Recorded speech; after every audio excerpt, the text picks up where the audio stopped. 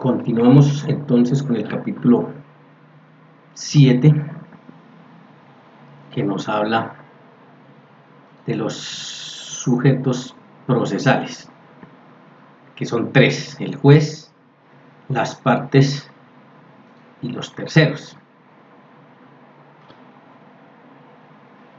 El juez, nos ubicamos en ese primer sujeto procesal, el heterocomponedor. Como concepto es muy amplio, con base en el artículo 116 de la Constitución, que involucra también a magistrados. Es el titular del órgano jurisdiccional encargado de realizar la función jurisdiccional, o sea, ya aterrizando en la palabra juez, porque el 116, del cual hemos mencionado acá, es todo el tema de jurisdicción y habla técnicamente del heterocomponedor. ¿El juez también es un heterocomponedor? Claro que sí. Pero aquí, pues como sujeto procesal, nos vamos a ubicar en esa figura, en la de juez. Y ya saben que al hablar de juez, hablamos también de magistrados, porque los magistrados son jueces con más experiencia y con más alto grado. Por lo tanto, como titular del órgano jurisdiccional, es él, en esa rama judicial del poder público, ¿cierto?, encargado de realizar esa función, que en el fondo, ¿cuál es? Resolver los conflictos que sean de su competencia. Todos los demás funcionarios, todos los demás empleados, mejor, se consideran funcionarios judiciales o de la rama judicial. ¿Cuáles son las características de los jueces? Tres especialmente: la inamovilidad, sedentarios e independientes. Inamovilidad, ¿qué se refiere? A que no pueden ser separados sino por causas legales. Entonces es una garantía, ¿cierto?, que se constituye porque solo por causas legales. De resto, veremos que cuando adquieren la jurisdicción ya no podrán ser separados. Sedentarios, porque ejercen sus funciones en determinada región, sede o territorio, y esto tiene que ver con el factor territorial, con el ánimo de distribuir a nuestros jueces en todo el territorio nacional, porque la obligación del Estado es administrar justicia en todo el territorio nacional. Y la característica de independiente, quizás la más importante, en un doble aspecto: un aspecto externo, que es de carácter constitucional respecto a las otras ramas del derecho. Sabemos que la Constitución dice que existen tres ramas del poder público en Colombia, pero que cada una tiene su autonomía y su independencia, y ahí viene este tema de aspecto externo. Y el más relevante, que es el aspecto interno, que es respecto a los otros jueces, y es una característica sui generis de esta figura, porque lo vemos permanentemente, diariamente, que no están sometidos a sus superiores jerárquicos. Por ejemplo, nada pasa si un juez de primera instancia, que se denomina cubo, da en derecho una sentencia que una juez no la comparte y la revoca o la reforma. Por lo tanto, pues ahí no pasaría nada y funcionaría esta independencia interna, siendo independientes en el carácter interno, porque desde que se fije su postura jurídica, pues estará protegido o amparado. ¿Qué calidades? ¿Cuáles son los requisitos de la ley, requisitos de ley para ser juez? Ley 270 del 96, en esos artículos 127 y 128, que nos dice que tiene que ser nacional de nacimiento, ciudadano en ejercicio, con toda esa connotación, amarrado, unido de gozar de los derechos civiles, y título de abogado, no abogado titulado, eso no existe, eso es redundante. El abogado, si es ya abogado, pues obviamente es titulado. ¿Quién otorga el título en Colombia? Solo y exclusivamente el Consejo Superior de la Judicatura, previo a revisar unos requisitos. En cuanto a la experiencia que se les exige, pues va en forma jerárquica, como es apenas obvio entenderse, porque por la competencia habrán unos asuntos de menor monta, y así vamos subiendo en la escala jerárquica, y por lo tanto los de mayor monta están destinados a nuestros jueces de mayor jerarquía. Entonces empezamos por la base. Para el cargo de juez civil municipal, juez penal municipal, en fin, tener experiencia profesional no inferior a 2 años, pues como mínimo 2 años para ese primer cargo en la base. Después subimos a jueces civiles del circuito o sus equivalentes por especialidades. La experiencia profesional ya no inferior a 4 años. Y para cargo de magistrado de tribunal, tener experiencia profesional por lapso no inferior a 8 años. Entonces miren ahí cómo se va cumpliendo, porque para magistrados de altas cortes, que sería el otro rango, ya saben ustedes que se exigen 10 años. Entonces ahí se va viendo cómo exigen en experiencia. Están sometidos a inhabilidades, claro. ¿Cuáles serían en las inhabilidades en que puede incurrir o queda inmerso un juez de la República? Uno, por interdicción judicial. Bueno, esto hay que reevaluarlo porque ya la figura como tal de interdicción no existe por una ley, la ley 1996 de 2019, por afección mental comprobada, todos, obvio, tienen que ser probadas, por medida de aseguramiento que implique privación de la libertad, por obvias razones, ¿cierto? Por suspensión o exclusión de la profesión de abogado, porque saben ustedes que el Consejo Superior de la Judicatura tiene una sala disciplinaria que su quehacer es disciplinario y ahí pueden estar inmersos. No solo, como les exige ser abogados, pues ahí pueden tener una acción disciplinaria que los suspenda, los excluye y serían inhábiles. Responsabilidad por la comisión de un hecho punible con dolo en materia penal, pero no a título de culpa, sino a título de dolo. Destitución de un cargo público en la escala que se exige, y por la ingesta habitual de alcohol o alucinógenos, que es una causal subjetiva y debe probarse bajo esas condiciones, habitual y que comprometa su estatus laboral. No es el simple consumo esporádico, ¿no? Sino que esa ingesta habitual conlleve a tener incidencia directa con el tema laboral. Los sistemas que en Colombia se emplean para designar los jueces. Uno puede ser por elección popular, para los cuales solo está destinado nuestros jueces de paz.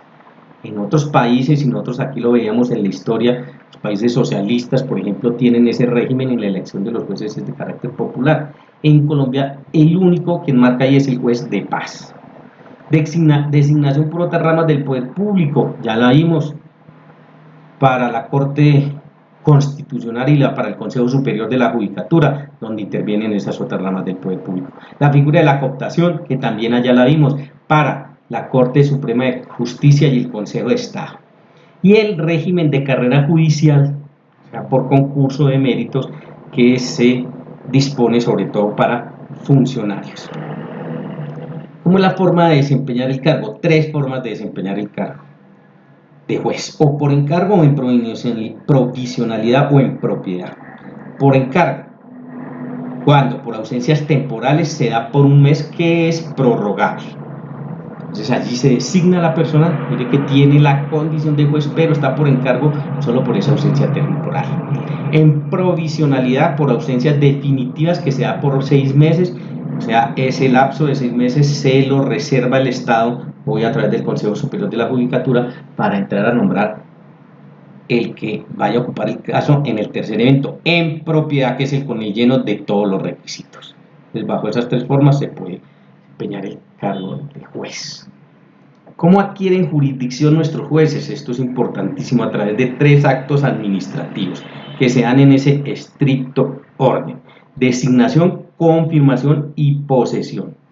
La designación, ¿en qué consiste ese acto administrativo? Simplemente en el señalamiento de que puede llegar a ser juez, cuenta con 8 días para aceptar o no.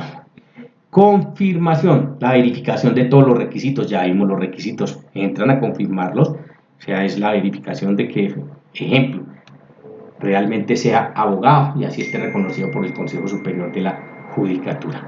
Y posesión, que ya es el acto material, que es una promesa de carácter social, ¿no? Promesa bajo la gravedad del juramento que va a cumplir cabalmente con sus funciones. Se hace ante el par de la rama ejecutiva y se tienen 15 días ante el par de la rama ejecutiva por su categoría, ¿no? Por eso es que nosotros vemos que los magistrados de alto cargo, ante quien se posesiona, ante el presidente de la República, pero ahí vamos descendiendo. Tribunales, circuito, ante gobernadores municipales, ante alcaldes, en fin. Entre la designación y la confirmación se tienen 20 días si está en Colombia, o 2 meses si está en el exterior, para dar campo a que se cumpla. Esos son los 3 actos administrativos para que una persona en Colombia adquiera la jurisdicción y la calidad de juez: la designación, la confirmación y la posesión. La insubsistencia del nombramiento. ¿De qué se trata? Dejar sin efecto ese nombramiento por un acto administrativo que tiene que ser motivado y se da la posibilidad de que se ataque, o sea, que se ataque por vía de impugnación o de recurso. Puede ser por no aceptar, por no verificarse los requisitos o por no posesionarse. Mire que está en los 3 eventos de los actos administrativos que acabamos de ver. 2 garantías primordiales para nuestros jueces: la inamovilidad y la remuneración. Ya veíamos la de la inamovilidad, que tiene que ver con el sedentarismo, con el factor territorial, el territorio donde va a ejercer él. Y la remuneración, que es el pago, que sabemos todo, es a través del Estado que percibe pues esos dineros por los impuestos y regalías. Las funciones, entonces lo relativo a la función jurisdiccional y otras de carácter administrativo. Las de carácter jurisdiccional, pues son su razón de ser. Lo que pasa es que como es el titular del despacho, pues tiene unas de carácter administrativo respecto de sus empleados. Pero allí se le han cargado otras de carácter administrativo que han dado al traste con la función de nuestros jueces. ¿Qué derechos tienen? Los derechos laborales, exactamente igual de cualquier empleado en Colombia, ¿no? A sus permisos, a sus licencias, que en la gama laboral lo verán ustedes por voluntaria, por comisión, para desempeñar otro cargo, de maternidad o de paternidad, en fin, a vacaciones, a participar en programas de capacitación y bienestar social y a todo el régimen prestacional. Todos los derechos laborales, claro, también los tienen. Sus deberes, que ya es en aras del cumplimiento de su función jurisdiccional, artículo 42 del Código General del Proceso. Velar por el cumplimiento de la función jurisdiccional con honradez, celeridad, pulcritud, moralidad, ética, faltaría, y lealtad, aspectos de reserva cuando así se lo exija la ley. Observar los términos, el horario, su presentación personal, respeto a los demás y garantizar un trato igual para las partes o los otros sujetos procesales, residir en el lugar de trabajo y, por excepción, contar con permiso del Consejo Superior de la Judicatura, porque como que hay que garantizar el servicio, pues en países tan complejos y diversos como Colombia, si no está en la misma sede, a veces puede presentar dificultad. Por eso, digamos, es un deber de él. Y el de la transparencia en el manejo de su patrimonio, que digamos es también extensivo a todas las personas. ¿Qué poderes? Los poderes en el subsiguiente artículo, que es el 43 del Código General del Proceso, también encaminados todos a un acto procesal que verán ustedes que se denomina de ordenación, instrucción o impulso. Estamos hablando de los poderes, que podría ser la especie, el género serían los actos procesales. Resolver los procesos en equidad, derechos disponibles siempre y cuando lo soliciten las partes y sean capaces o así lo determine la ley. ¿Por qué? Porque su obligación es resolver los procesos en derecho. Acuérdense que son abogados, pero miren que si se dan las condiciones, si las partes así lo solicitan, no es lo común, pero puede darse, pueden resolver en equidad. Rechazar solicitudes improcedentes o dilatorias, sí, y en general remover todos los obstáculos que conlleven a torpedear el proceso. Ordenar a las partes aclaraciones y explicaciones cuando sean del caso. Exigir a las autoridades o a particulares información que la parte no haya podido obtener.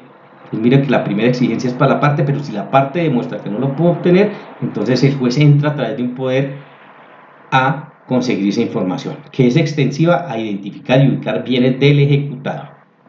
Ratificar, sin importar el medio, por el más expedito, la autenticidad y veracidad de las excusas que presenten, y todas las demás que, sobre todo en leyes especiales, le consagre la ley.